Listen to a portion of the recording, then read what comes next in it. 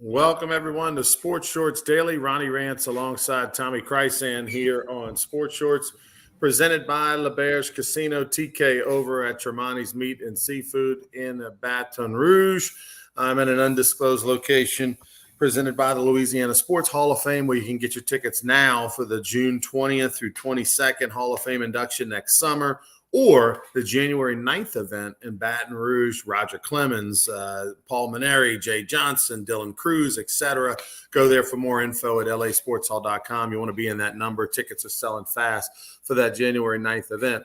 TK, of course, over at Tremonti's, and we're presented by LeBear's Casino, where you can go to the sports book and put in your bet for who will win the NBA tournament, in-season tournament. We know for sure, Tommy, it will not be the Pels. My God, 44-point loss last night to the Lakers. The Pels embarrassed themselves. It's the third worst loss in franchise history during the regular season. Great news for the NBA. LeBron James and the Lakers are in the finals. That's exactly what you want, as LeBron is 1 week shy of his 39th birthday. Speaking of birthdays, Carl the Cat beat me to it. Happy birthday, TK. We will not discuss the number, but congratulations. I'll just say this, Ronnie. If you had a cake and you put a candle for every year, it would be a fire hazard. So I'll just go with that as the birthday. But I had a great day yesterday, and it was all good. Are we going red velvet cake? I mean, what's the – absolutely. I mean, you knew that was coming. Yeah, absolutely. You knew that was coming. And, that's the plan for sure. What was your takeaway of the Pels last night? Zion Williamson apologized after the game. Willie Green said the team lacked competitive spirit, which, I guess the youth of this team, the lack of experience in big games showed up. I don't know, man. It was just, Mama said there'd be days like this. I mean, they just got their asses kicked from the opening tip to the end. They lose by 44 points. I mean, that's, a lot of times in the NBA when somebody's up 24, 26, 28 points, the other team kind of gets a bunch of 8, 10 points to close the gap a little bit. No closing the gap here. It was a tough night for the Pelicans, no matter how you slice it, no matter how you look at it. That's just not supposed to happen, but it did. LeBron James didn't even play in the fourth quarter, and he had 30 points. All right, so the Pels will have to sit back and watch the rest of the tournament over in Vegas. Some other news, some big news internationally. Jon Rahm, this had been hinted around for a few weeks, and it became a reality yesterday. Jon Rahm, arguably top 3 golfer in the world at the moment. Ryder Cup stalwart for Team Europe. He is going to the LIV Tour. It's reported something around $300 million over 3 years to go to the LIV Tour. But what's interesting about this is the lack of reaction, the lack of, just being irate and mad by the other people, because PGA and LIV have sort of kumbaya'd, right? So now people are like, hey, John's just doing what he's got to do. It's a lot different than it was a year ago. Well, a year ago, he said his heart was with the PGA Tour. Of course, they played that clip numerous times. But, he went for the money, and he said that. He said, I did this for the money. He basically said that. Now Rory McIlroy, who's also been a big PGA Tour guy, as of Jon Rahm joining the LIV Tour, he's not eligible for the Ryder Cup. He wants the Ryder Cup to change the rules now.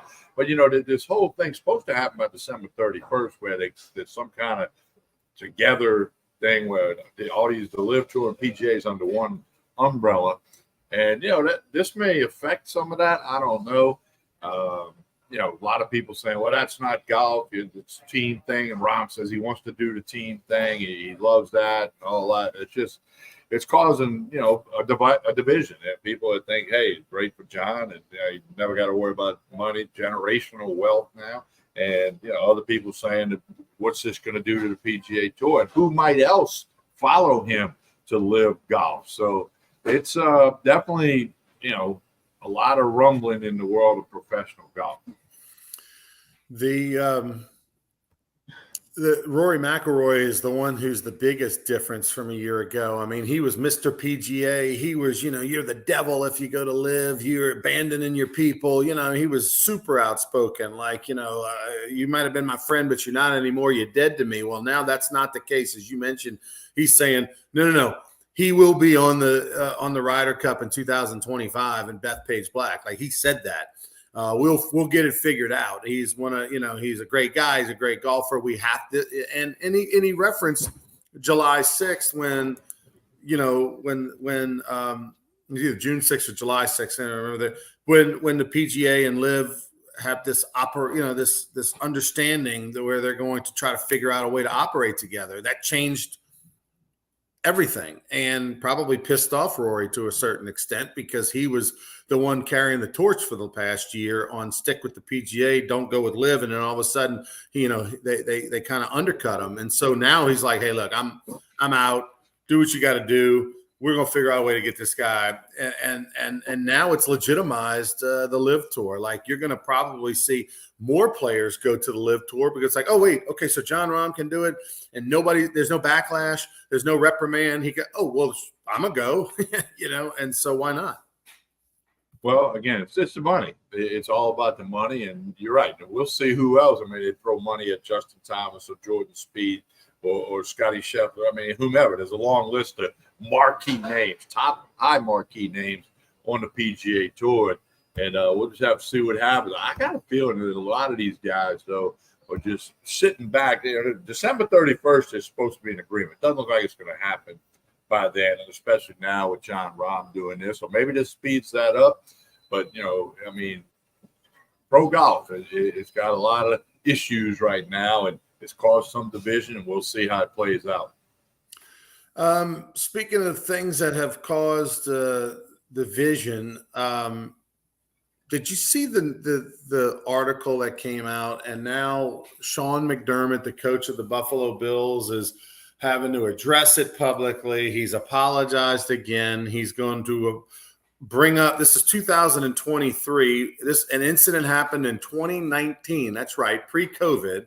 Think on the Wayback Machine. 2019 during training camp, he made some comments that were distasteful when he was trying to motivate his team about communication and teamsmanship and working together as a unit. And he referenced 9/11 and how the terrorists did it to success and all this stuff.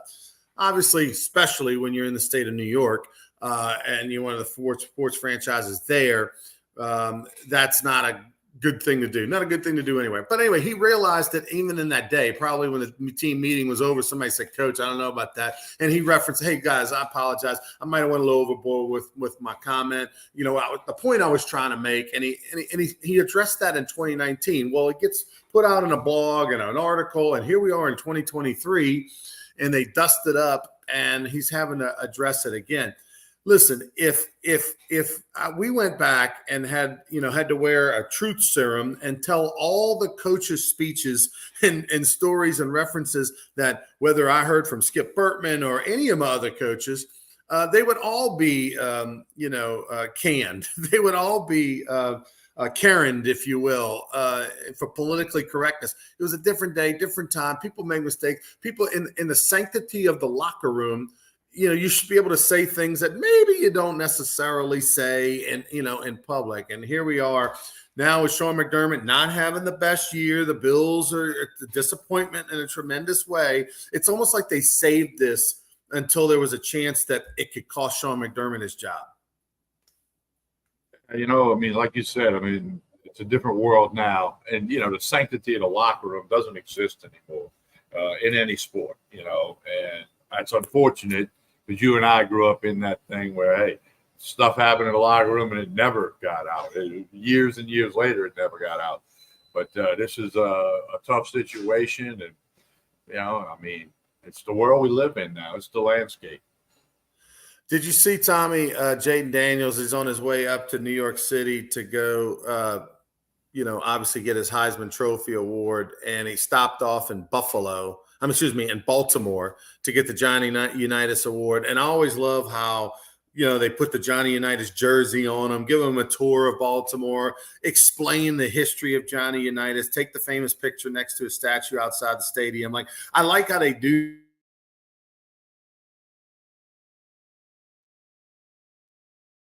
with the trust and everything. It's really cool what they did. We saw all the pictures out of Baltimore.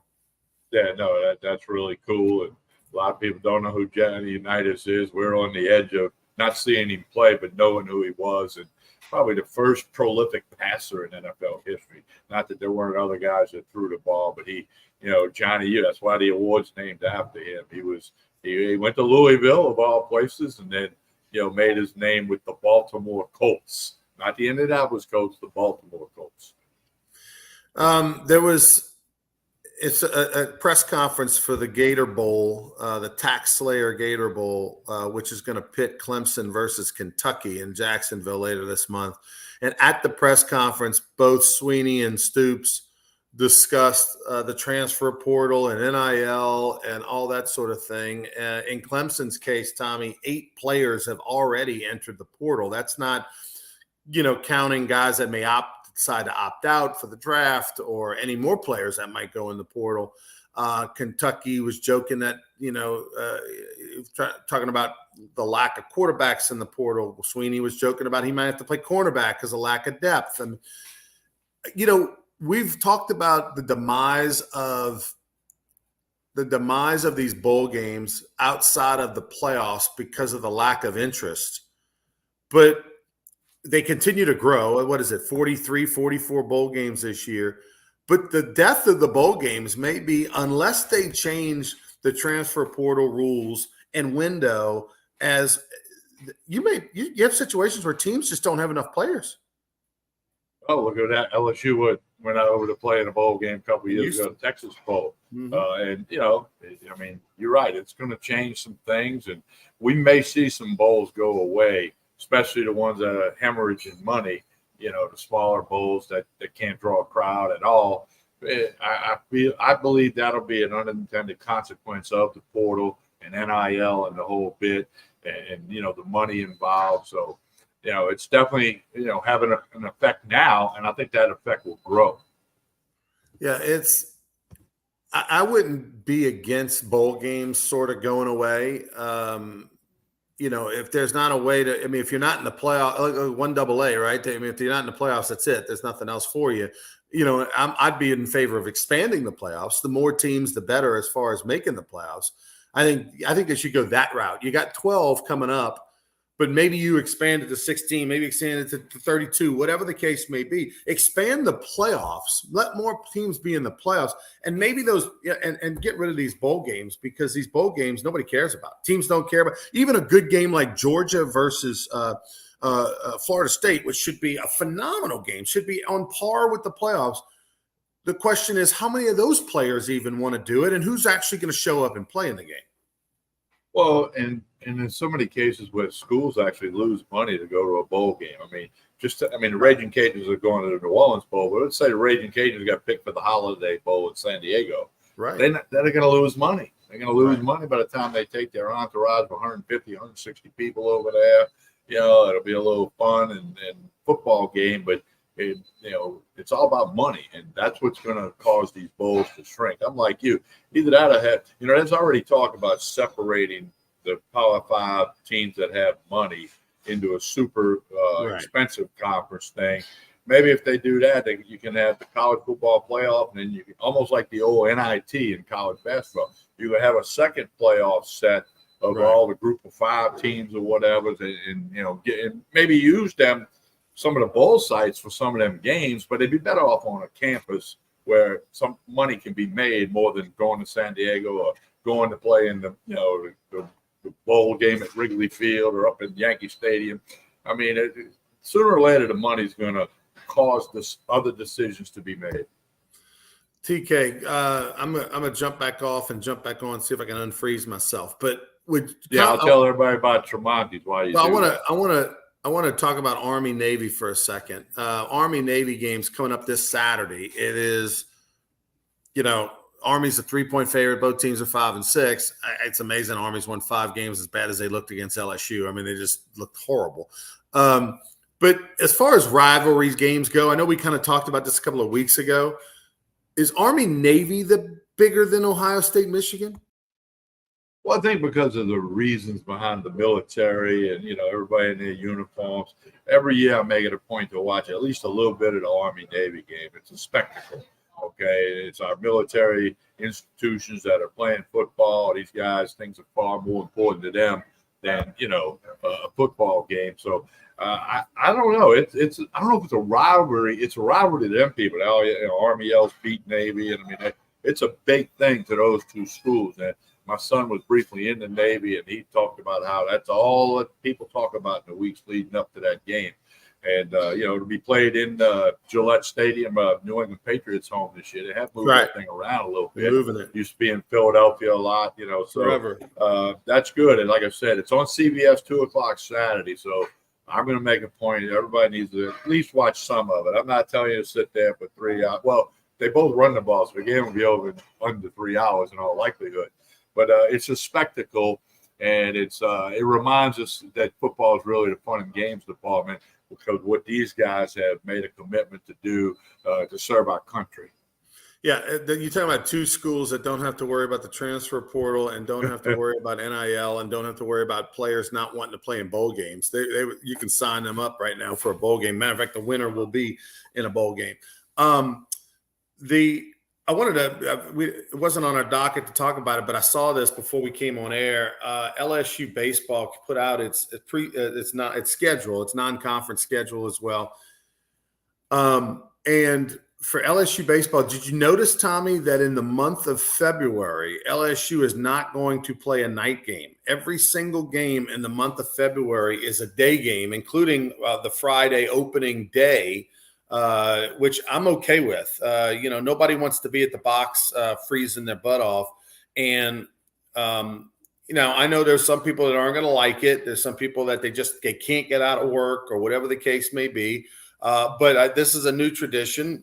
The good news is they play 35 plus home games a year. So, even if you are a season ticket holder, and LSU baseball really hasn't gone up on its prices that much over the 15 years, it's still the best value around. But yeah, they're going to play every game in February is going to be a day game.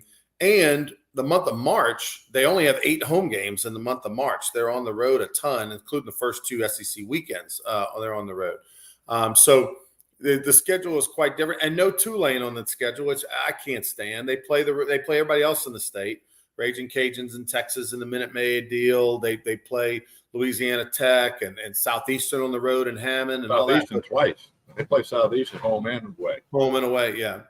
I hate that they, for whatever reason, I don't know the backstory on what that's all about, or if Tulane feels like they should be special, and if they're not getting a home and home, they don't want to play. But I hate the fact that LSU and Tulane don't play in baseball, because outside of UL some years, LSU Tulane is the biggest game in the state.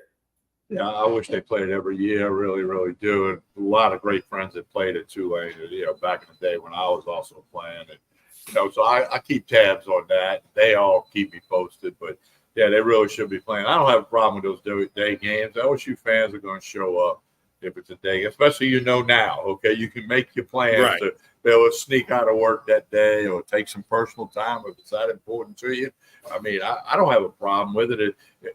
I think it's a weather-driven thing, and I think that's what makes it palatable, because it might not be 42 degrees, it might be 55 degrees, maybe the sun's out, because we've all done those nights when you just freezing at Ally Brock Stadium, and it's no fun.